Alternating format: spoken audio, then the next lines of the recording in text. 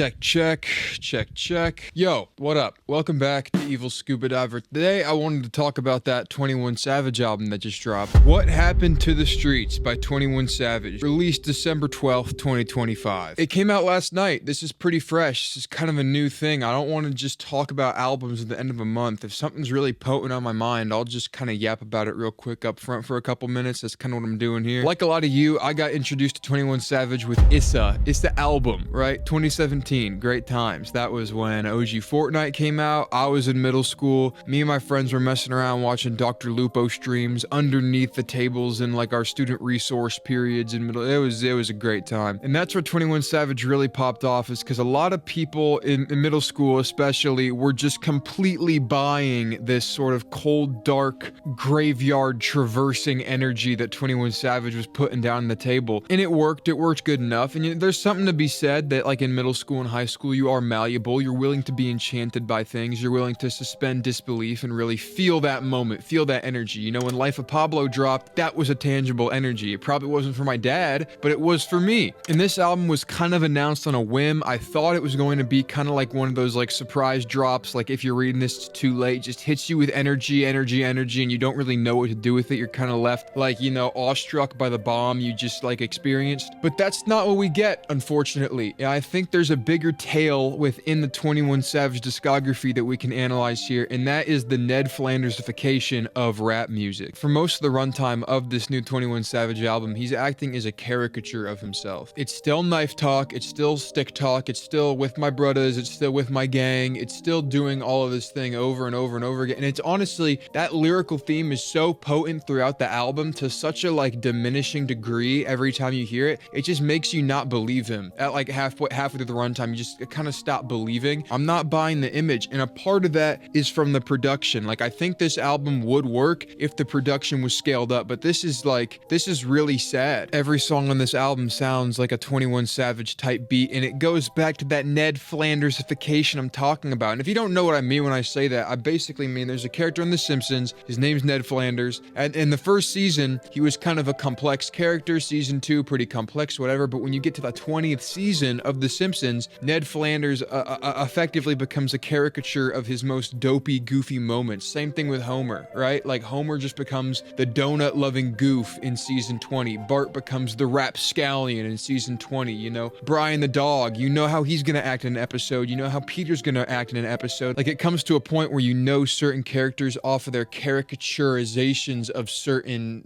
themes they present episode to episode. That's kind of what I'm getting at here with 21 Savage. It's like if you look at Issa album, if you look at Without Warning, if you look at American Dream, you look at this, I feel like we're just getting a more diluted, more potent version of a simulacrum of 21 Savage. We're not getting the full bloom, full blossom. What do I have to say? What's my vision? What's my artistic statement? Why am I here to exist on this earth as a musician? Like, what's my album? What do I have to... It's not translating for me. It's not translating. The most he's doing here is sprinkling in like a little bit of like a voice note, a voice memo from somebody who's locked up, and he's like, man, I gotta get out of here. They got me eating food that's not even good for you. Can't keep us locked down. They can't keep us in here, man. They can't keep us in here. And it's like these little voice notes of people who are in prison, and I get the picture it's trying to paint. It's trying to paint the scene of like Atlanta. What happened to the streets? What happened to Atlanta? What happened?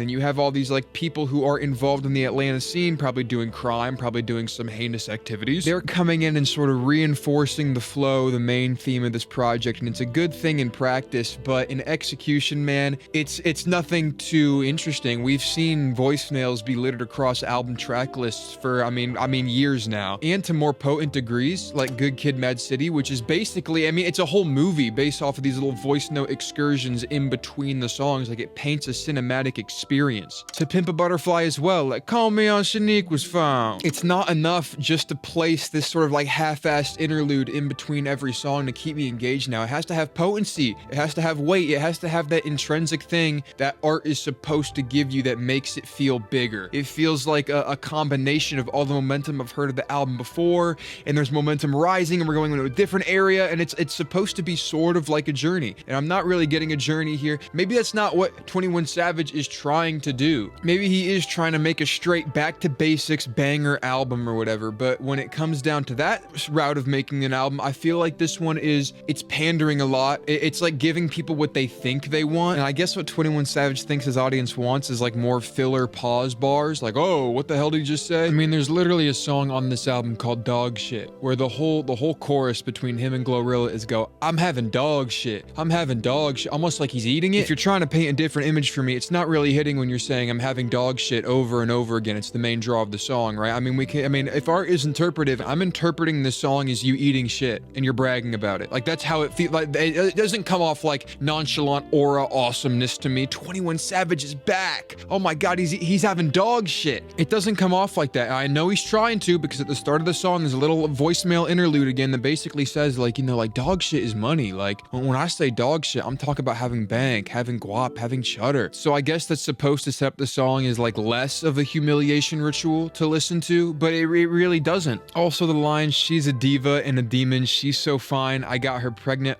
off my I don't even want to say that. Like, this is me, this is my, I know it's sunglasses, but this is my face on a camera. I don't even want to read that lyric, bro. Like, you can say it just fine. You can say it on your album, in the middle of your album, and get the crowd going, get them hyped up with that one, right? But I'm fine from refraining from that. And you know, when you have a lot of these moments where it's basically just leaning into the absurdity of the fact I said like a pause bar, pause the song, I can't believe 21 Savage just said that, when that's like the main draw of a lot of the songs, that's like the main moment I'm walking out of the album thinking of, like, that's not really a success. That is effectively, you've painted yourself as a caricature, and not a caricature of that graveyard, you know, like stone cold persona everybody loved 21 Savage for in 2017 that he's trying to emulate here over and over again. It's kind of just painting a caricature of somebody who's like unserious and not self-aware. Like, not self-aware is just probably the most I can say. Where do these bars fit into the grand narrative? Where do these bars fit into this? They're just there. They're just there for like a little bit of like funny shock value, and if that's all you have to offer, man, I'm not really intrigued. And it's not even like a speed bump where it's like the song continues going, you know, the momentum's there or whatever, and it's like, okay, just slow down the car a little bit for the neighborhood, you know what I mean? Go over the, it's not kind of like that. It's like we hit a brick wall every time a lyric like that comes up. It kills the momentum of the song, because the song is trying so hard to be nocturnal. It's trying so hard to be menacing. The production, bless its little 21 Savage type beat type heart, man, it is really trying to convince you that you're cold and frigid and that 21 Savage is like Judge Holden. But then it's like, my baby pussy pink, I like the color. Pop out with that gang, we shoot your mother. It's like, that could be a line on that. I just made that up. That could be a line on the album. Wouldn't really surprise me, man. 21 Savage season, right? But there's no atmosphere. There's no form or function. There's no atmosphere to grab onto. The production is so lifeless too. I mean, we gotta talk about this. I'm sorry, man. We live in 2025 now. We have some of the most insanely blissfully produced tracks of all time. And it's clear that in the zeitgeist, people are gravitating towards people who care about the production value, probably even more so than their lyrical appeal. You know, you got Two Hollis, you got Fake Mink. Let's not forget about the GOAT who kind of started all this whole production value thing in the first place, Kanye West. Like, the whole draw of his music is that you go in there and you get like a production fest. You get like a grandiose experience in whatever vein he's thinking of putting you in. But for this album, it's so flat. It's so flat and dry, and it's really disappointing because, you know, you hear a song like, what was the one? It was Gang Over Everything, Metro Boomin producing it. That production is genuinely full. It's lavish. When it came on, it was like a 180 from the last song. I had to check, why is this song sound better? Oh, it's Metro Boomin credited as like a collaborator, like, obviously, right? But if you put on Gang Over Everything and you go back to something like Dog Shit or whatever, and you play them back to back, you kind of A and B them, you are going to see a visceral, tangible difference in the production quality, in like the care and attention. And I'm not asking for 21 Savage to be placed in like Dolby Atmos, you know, 32 speakers, like he's speaking to my soul, it's beaming into me, the frequencies are matching resonantly so that my heart actually feels what 21 Savage is trying to imbue into me. Like, I'm not really asking for that. All I'm asking for is like, I want the 808s to be like in tune. Like Big Stepper, the song Big Stepper has an out of tune 808 the whole time. It never fixes itself. It never even tries to pretend like it's tuned. It's just out of tune. You can just hear it. If you listen to the 808, you're never going to enjoy the song. Pretty much every other beat except for the Metro Boomin produced ones are just flat. Like, the kicks aren't there, the 808s aren't there. There were so many moments where I was listening where I was like, this could be gamed. Like, we could like enhance the sonics of this by at least 55%. Like, there could be a build here. We could build something on top of this. But it never decides to go that route. And you know, some people might argue, they say, well, I want to hear 21 Savage and what he has to say. First of all, I'd ask, really, are you getting anything potent out of what he's saying on this album in the first place? Like, do you really want that? But also, is 21 Savage saying anything where it's like really hitting you? Where it's like really convicted. It's like it's like blowing you away. It's like 21 Savage is his own beast. I mean, we're getting the same ad lib for the last 7 years over every single verse, and every single verse is pretty much just ChatGPT. Like, let's be real. Let's be real. Let's be honest. Let's stare down the dragon. Let's look at the dragon we have to conquer here. Let's stare him down the eyes and just say it right now, man. Every single verse of this 21 Savage album could have been written by a ChatGPT 21 Savage. Could you say otherwise? Could you say otherwise? I'm not stimulated. I'm left there listening, kind of rolling my eyes, almost thinking to myself, oh, is this what 21 Savage thinks his audience wants? And maybe what's even worse is the fact that the audience is probably going to be okay with it. They're probably going to be okay with it. But man, I'm looking for like excellence. I'm looking for something that's like worth my time as a 48-minute experience. Like, you're 21 Savage. You have this whole history of albums under your belt. You have a history of a persona that you've created. Like people are here to listen to you, man. And you're not giving them anything new. It's 21. It's pussy. It's the same.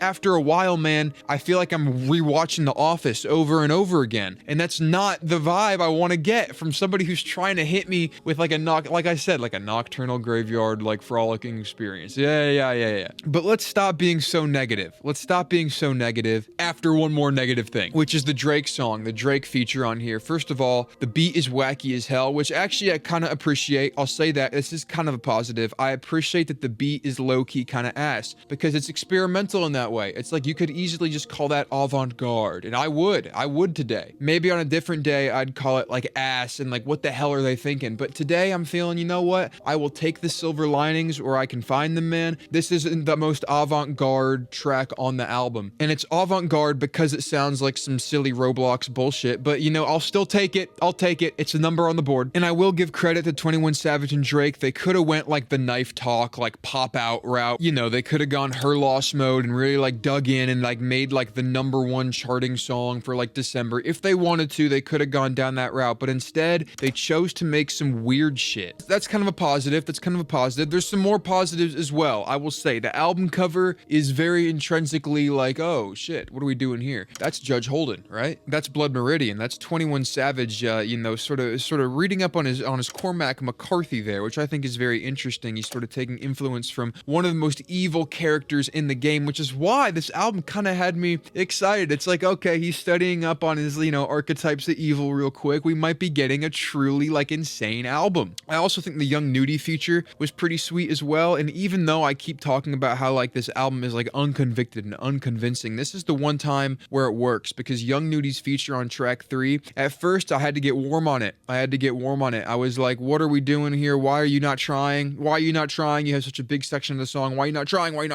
And then I fell into the pocket. I fell into what he was doing. Oh, wait a minute. He's talking about like his homies and his brothers selling other people out. He's talking about how family ties don't mean shit. He's talking about how in the streets your brother will sell you for a band. And he is drained of hope. He feels like Liam Neeson in Silence. Have you seen the Martin Scorsese movie Silence, where it's about the Christian missionaries or whatever? Liam Neeson in that movie is a missionary. He goes to Japan to try and explain Christianity to the Japanese people of the time. And he realizes it's an insurmountable challenge. It's not going to happen. Whenever he talks about Christ the Son, people around him think he's literally talking about the sun in the sky. Like there's no translation of ideology. And so Liam Neeson's character kind of becomes a husk of himself. He apostatizes. He kind of gives up Christianity because he realizes it's a futile effort to even carry it within him, within this environment. Like he's just going to be tortured for it. And that's the same type of energy I'm getting from Young Nudie, where it's like all this talk about the streets, all this talk about like brothers and gang or whatever. It's like, it's fake. It's not real. When it comes down to it, when that RICO charge is put on your front door, you are getting sold out by every single person you've ever met and their girlfriend and their baby mom. Like there's supposed to be this inherent valor to like being with your gang and this like code of conduct of like roughing it out with your guys and like trying to make some bank here and there, you know, trying to survive a little bit, scrounge, you know what I mean? There's a romanticization of that is like, that permeates that like, you know, gang culture, gang community, you know? But this is Young Nudie basically saying that don't mean shit when it comes down to it. All that romanticization, man, that is all delusion. You're gonna get locked up by your best friend. Your best friend is gonna sell you out for a crumble cookie, and not even a good crumble cookie, like one of the like the weakest selections of the weakest weeks, like the one with all the fucking frosting on top that nobody gets. Unless you ride for that, then you can ride for that. It's not really like the worst thing in the world, you know what I mean? I personally wouldn't ride for that personal flavor of crumble cookie, but that's basically what he's saying here. It's like you'll be sold out out for nothing. I found like his demeanor and the way he sounds so defeated to really bring a sense of emotion to the track that I wasn't expecting. Like I said, I had to get into the verse at first. I wasn't even thinking it was a